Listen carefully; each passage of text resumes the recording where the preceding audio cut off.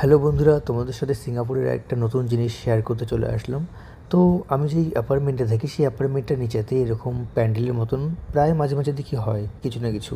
তো আজকে আমি ভালো করে তাকিয়ে দেখলাম, তো এই প্যান্ডেলটা দেখলাম পুরো সব কিছু সাদা কালার সেট আপ দিয়ে সাজানো রয়েছে, এমনকি টেবিলগুলোও সাদা কালার।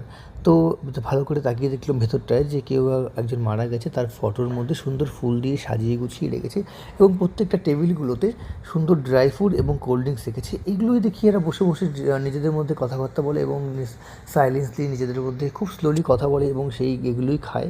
তো এইভাবে টাইম স্পেন্ড করে প্রায় রাত জেগে অনেক অনেক রাত পর্যন্ত থাকে অনেকগুলো মানুষ এই প্যান্ডেলের ভেতরে।